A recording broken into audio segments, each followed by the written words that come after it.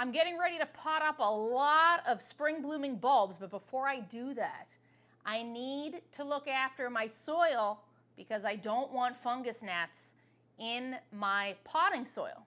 There's a couple different strategies for managing fungus gnats. Fungus gnats are those little tiny black flies that are always zipping around your house plants. What I started to do last year is actually pasteurize my soil.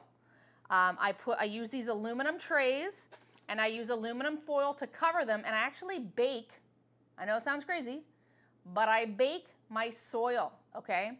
So we pasteurize, not sterilize. What that means is the fungus gnat eggs will die around 140 degrees Fahrenheit.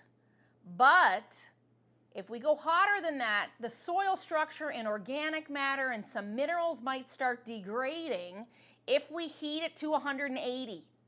All right? So what we want to do is get this soil at the target temperature range of 140 to 160 degrees Fahrenheit and keep it there for about 45 minutes.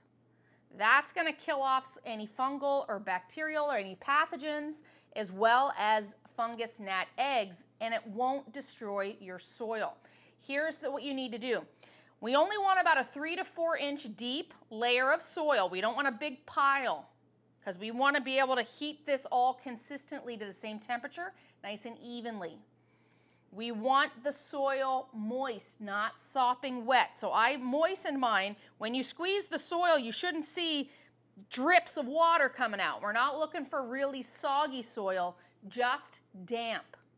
That allows the heat to evenly get distributed through the soil, and that's what's going to kill the fungus gnat eggs, okay?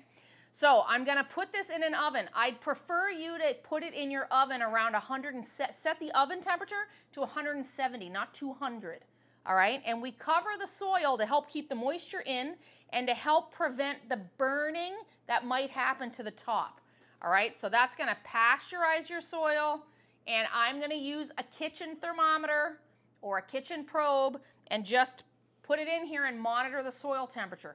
Once I see the soil temp at 140, I set the timer, and I'll just check every 15 minutes to make sure it's not getting too hot or too cold. And then I know that the fungus gnat eggs are dead, any fungal pathogens may be dead, and this is important, especially if you are reusing soil, which I do. I don't throw my soil away all the time.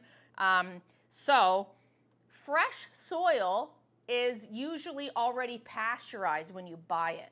But since this has already been out in some containers and I had some fungus gnats around last year, I'm not sure what's in the soil. So that's why it's just a safe idea to pasteurize your soil. Now, some of you have told me that you use boiling water or a microwave to heat up your soil to pasteurize it. Be careful. Boiling water is hotter than that target range. So I don't want you using boiling water, and I don't want you using the microwave because you don't have as much control over the temperature.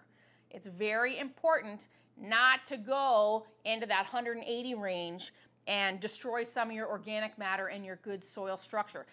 Yes, you are going to be killing off some healthy microbes, but I often top my soil up with compost in the fall in all of my containers just to refresh it all. So you can do that as well after you pasteurize your soil. Put some fresh compost in here to get some of that microbial activity back in your soil. But also remember, I'm using this for annuals, not perennials. Annuals live for a short time and die off, so they don't use the fungal network, right? They get their nutrients from fertilizer in the soil. Another note about soil, I don't want you using peat-based potting soil. That's been the most common for years. Peat is not a sustainable resource, so I want you finding peat-free potting soil, okay? We're depleting the bogs where the peat moss gets harvested from. So we need to stop using that. I don't have a particular brand that I love. There are a few out there, and I want you looking at the garden center and asking the people that work there if they will source some peat-free soil for you. So I am going to put some aluminum foil over the top.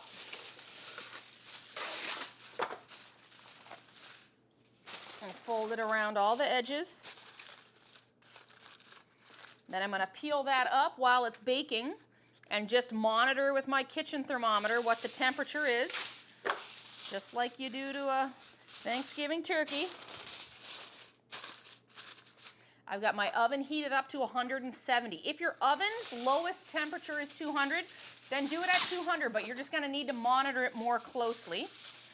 This is just a way to make sure that we are starting off with soil that for sure does not have fungus gnats in it. And right now, I don't have any fungus gnats in my house, so I'm pretty sure I'm clean, and I don't want to start with soil that I'm not sure there might be fungus gnats in here for.